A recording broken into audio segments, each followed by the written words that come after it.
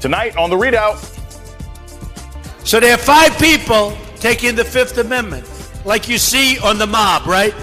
You see the mob takes the Fifth. If you're innocent, why are you taking the Fifth Amendment?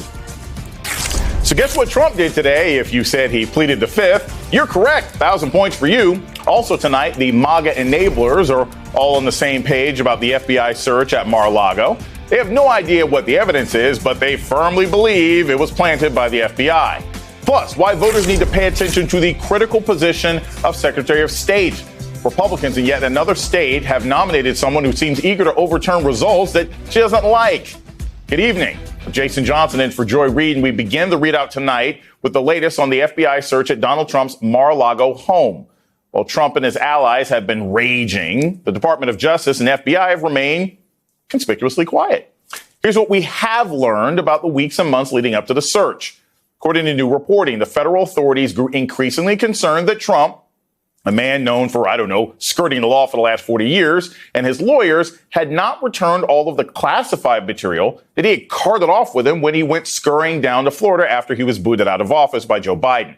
According to the Washington Post, officials, quote, became suspicious that when Trump gave 15 boxes of items to the National Archives about 7 months ago, either the former president or people close to him held on to key records.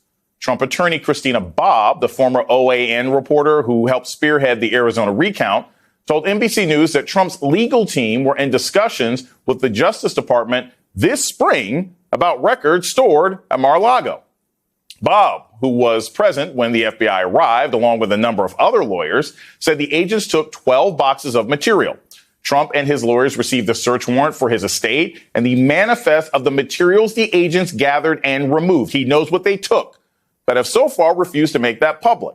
And that's no coincidence. It allows the former president and his followers to dishonestly accuse the FBI, the same agency responsible for capturing the Oklahoma City bombers, Boston Marathon bombers, and some of the world's child predators, of planting evidence. Do I know that the boxes of material they took from Mar-a-Lago, that they won't put things in those boxes to entrap him?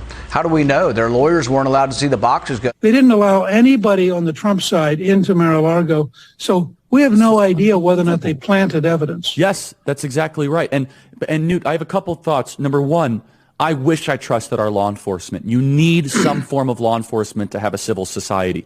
But I'm right with you. I say, they're planting evidence. Quite honestly, I'm concerned that they may have planted something. It's amazing to me. Charlie Kirk always trusts law enforcement when they're killing black people, but not when they're investigating Trump. This search has left Trump supporters not just triggered, but also paranoid. Sources tell Axios that people in Trump's circle are speculating about which close aide or aides flipped and provided additional sensitive information to the FBI about what former President Trump was keeping at Mar-a-Lago.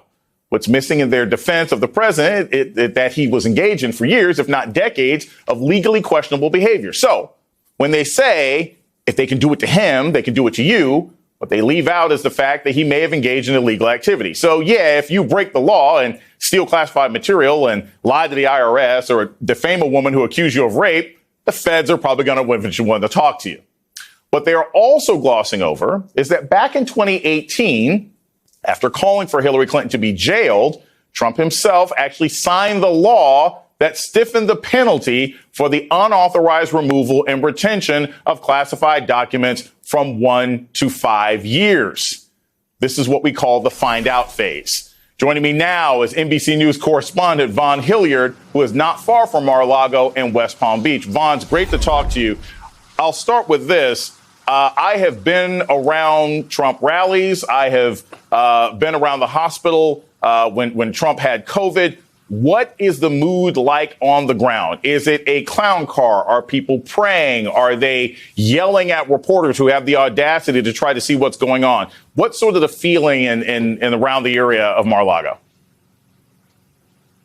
Jason, there were several hundred folks who were here yesterday. Actually, when I flew in overnight to make my way here, there was a gentleman who was sitting next to me that was flying in from Georgia with his Trump gear on to come in what he considered the defense of the former president. And I think that is what is important about these last 48 hours when we put it into the context. The Department of Justice has still not officially commented or provided any information. We saw Christopher Wray, who was in Nebraska today, say that he could not comment on any investigation here. here. And what has happened as a result of that is that the Republicans have essentially filled that void here. You often hear conspiracy theories coming from the Donald Trump corners of the right-wing politics of today. But this conspiracy theory that you mentioned here about the idea of planting material, that started at the top, Donald Trump, but then also echoed by the likes of U.S. Senator Rand Paul. Last night on Sean Hannity, you saw U.S. Senator Marco Rubio warn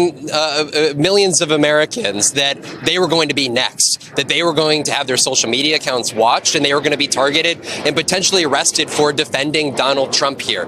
There is so much that has been unanswered by the Department of Justice and exactly what they were looking for. I think it's important to note that there were multiple boxes that had been removed previously this summer here from Mar-a-Lago. But then Donald Trump, one would assume, knew what other materials he had, and potentially other classified documents here. And ultimately, it is a matter of what was in those documents there. And that is what ultimately, at some point, we hope to understand, have a better clarification for from the Department of Justice. NBC's Vaughn Hilliard, thank you so much. Let's bring in Maya Wiley, former assistant U.S. attorney and current president of the Leadership Conference on Civil and Human Rights, and Nick Ackerman, former assistant U.S. attorney and assistant special Watergate prosecutor. Maya, I'll start with you. The sort of timeline that Vaughn laid out there was interesting, that there were documents that were taken earlier, but they realized that Trump had other additional documents. I'm fairly confident that these weren't boxes that were marked like old VHS tapes or family photos, and they just kind of forgot where they were in the middle of the move after he had to flee the White House. So my question is, just from an investigative standpoint, what would be the logic behind someone holding on to additional documents that that the federal government and the archives are still looking for? Did he think they were eventually not going to ask him to return these things?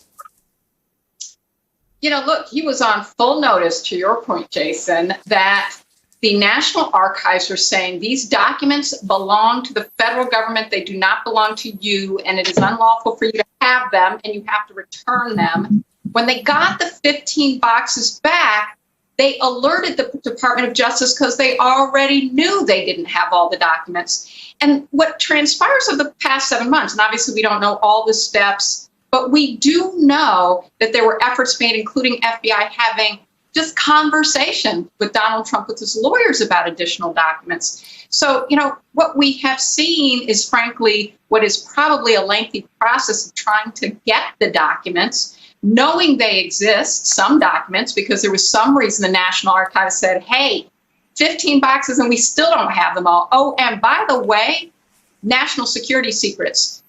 Things that the National Archives said in February would be very dangerous to national security if they became public. So when you look at this timeline, what you see is actually a timeline that suggests investigators did everything they could to get cooperation, and that there was something so dangerous, so concerning for them, that they were able to get an independent judge, someone who does not report to the White House, someone who does not report to Merrick Garland, has no reason to fear the loss of that position because of any of them, and doing something that is historic, which means no judge would do it lightly, has to be presented with evidence, by the way, evidence that the FBI is not going to share with Donald Trump's attorney, that they are likely to find something if they are given permission to search. That's what we're talking about, and that's what happened here. And one other thing, there's not one shred of indication that anything was planted. In fact, there are witnesses to the search in public reporting, to journalists saying, it looked pretty low key. They showed up, they did this, they did that. I mean, there's so they're actually trying to distract, deflect, and share essentially disinformation to try to undermine law enforcement on what is fairly serious concerns about documents that may have national security in them.